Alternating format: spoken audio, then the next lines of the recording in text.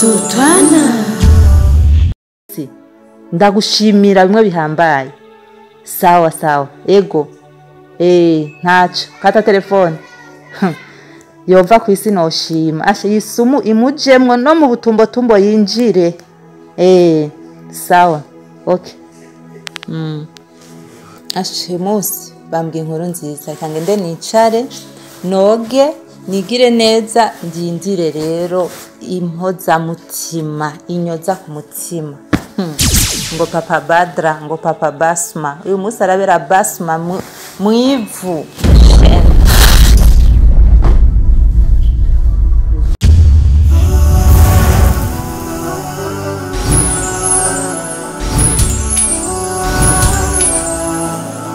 Sultana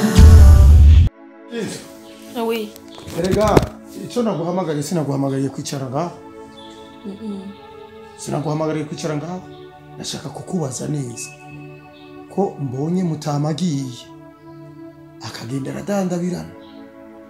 Nukuvuga wabikoze neza nkuko twavyumvikanye. Wakoroze muzuri cankene n'ibizunguzungu vyiwe vyisanga. Abandi bo baho muti ku rugero. Je nasukanuriyemo neza byose ndacuranura. Nakubwiye akayiko kamwe. Yote nilitiye bana. Erega hajya harimo ubuyiko butanu. Erega fuye mu minota 5 boca batumenya. Vyote ni mimini ya kabisa. Sinjo, kama ulimimina vyote sasa, ulifanya mzuri sawa.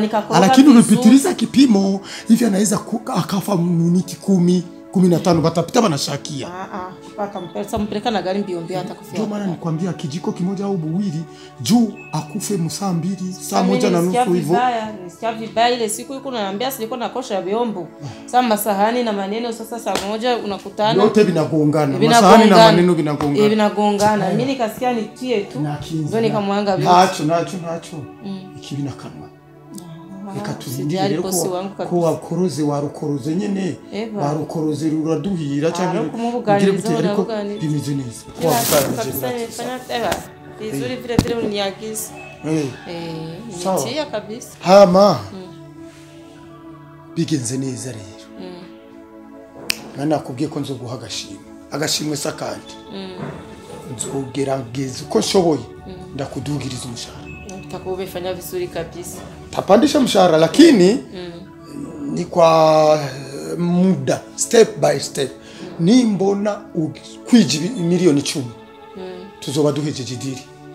Utaniongezea sinyo. Ndio hizo kazi kubwa. Ndakuongezea nazikupa uharura wandika. Ukwije milioni 10. Bizoba biheze. Diri zo biheze. Wangu unanipa vizuri maana ukizinipa vibaya. Erega idiri si imwe gusa. Idiri ziracaza. Wewe kazi ururimi gusa. Sawa, hivyo nipe milioni 5 zikiri utanipa mwisho. Buke. Buke kabisa. Sawa. Tuyaze neza kandi rero ukagira uwundi uribwira. Kandi cyane mbari gusubirira. Ibanga ni babiri. Sijari kabisa. Mukama w'ikigo. Urumva rero bizogenda uko. Nta kibazo. Uravyumva neza? Kibinaka. Jaba. Salam. Fine dad. Pipi. Poa. Swali. Alhamdulillah. Okay. Ika nafasi.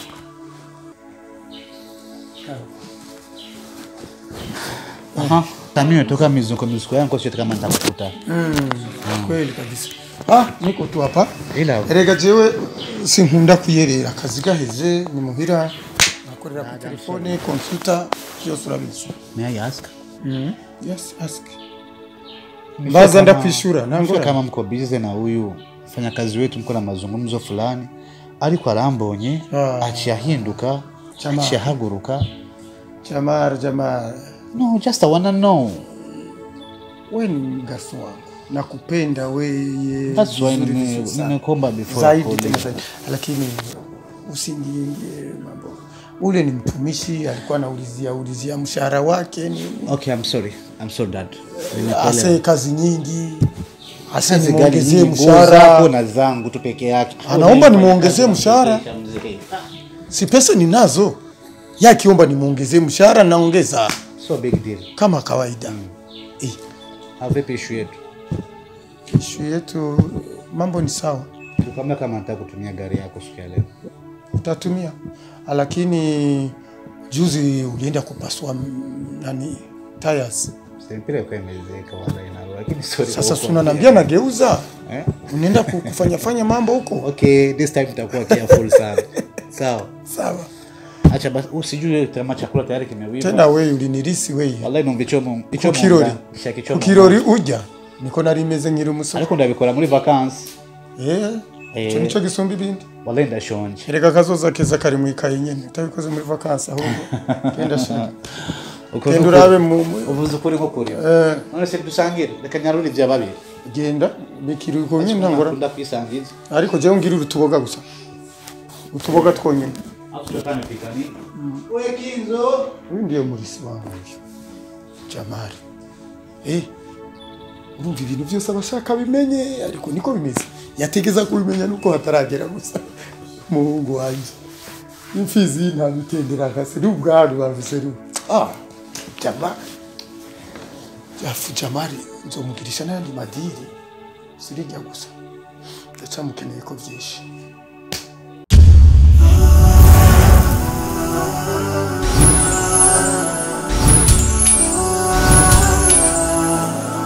Sultana. Sheri ibintu bimeze neza n'ukuri umuti yanyoye asha mu masaha ari imbere akiwe kazoba gaciye. Hama ico dukeneye tugishike ko mu mahoro sheri nta kibazo ibintu byose asha bimeze bon. Ego nta ngorane. Ndakwemera aziko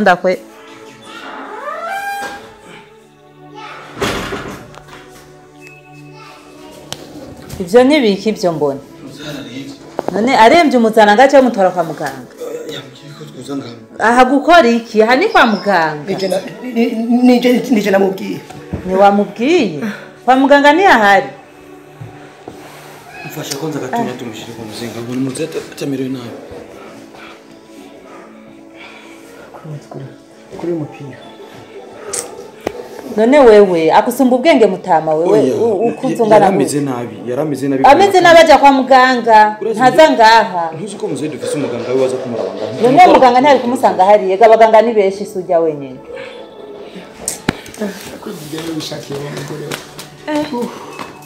ariko nawe burya wewe kumva kwawe kuri kuri reka nzanishuka tumufuke ndakoze namaze yo kuno Banzireke.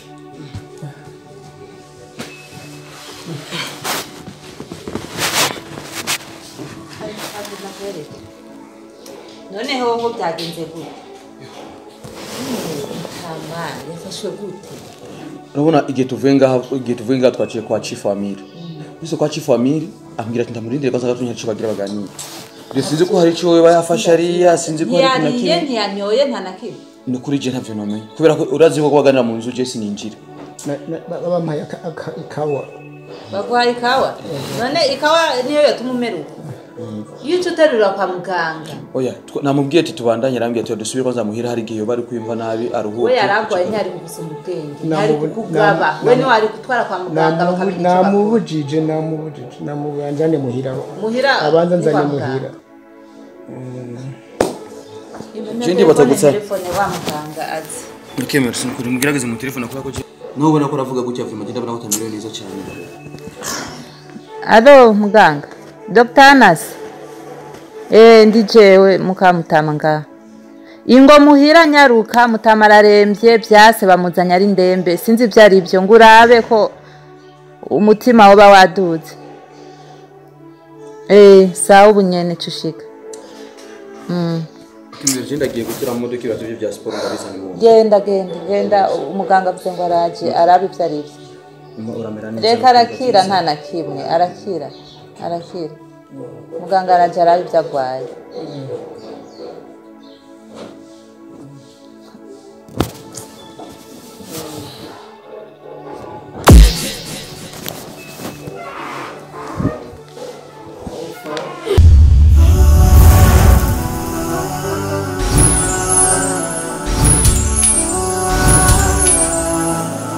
Sultana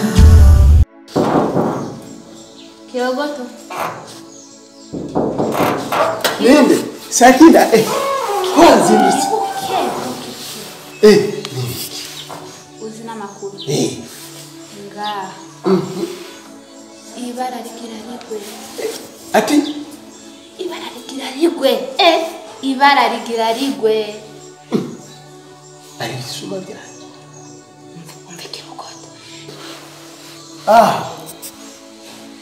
n'amaburi na boss ashobora gupfa nibisuma boss ashobora gupfa kandi umugore wiwe ari muri iyo misi namwumvise ariko aravuga kuri telefone avuga yuko boss bamuhe isumu afe urukuru bamuhe isumu nabyumvise ntabwo cyane aravuga kuri telefone eti boss bamuhe isumu bamuhisha no kutumva ngo bamuhisha bamuhisha nonde boss bamuhisha muke bamuhisha no boss bamuhisha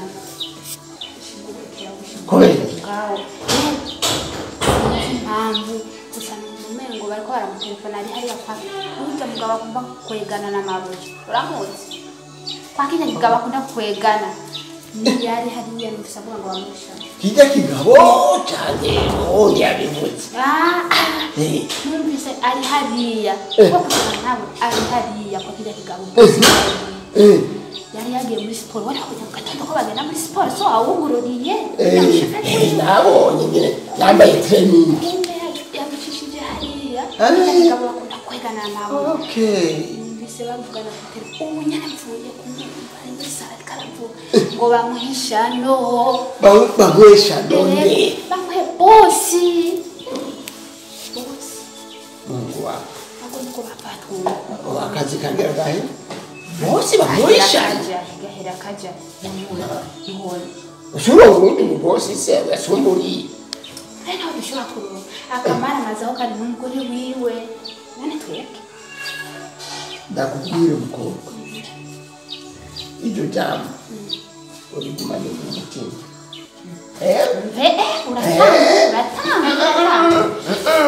uratambuye sinshaka bro sinshaka wowe usaza nabi je sinzi ngero mbeze ngo fisi wanyu uzoje wanyu none ni ku radio ushauza ngene usemerere cyane inkuru ziko zirabanganda byose ngamu utumwisha umuze kumbwira genda amatwi mfise nduze kunshira mwa samatu tarwa byumvise ega mukobwa ndakubwire ega ndakubwire ni kwitonda icyo wumva ubishire mu mutima nduze kumwegera umisi imbere ngandi waze kumfuta kukati abakozi ngaha nta kindi kintu tujeje ngaha ahubwo dukwiye kwibera abagenzi ndagura inkuru nawe ntembe ngo ingururiye wumva ko kamara maza kamabuja aho niko ndanana muko akosa kamara maza kiki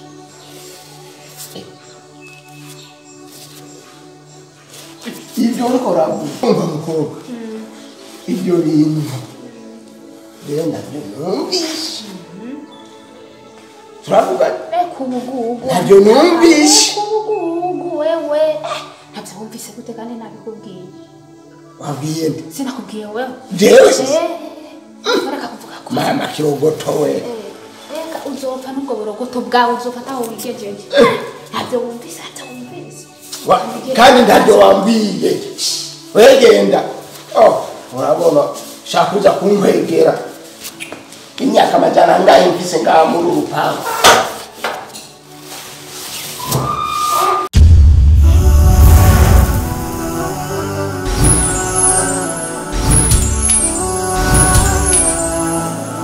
Sultana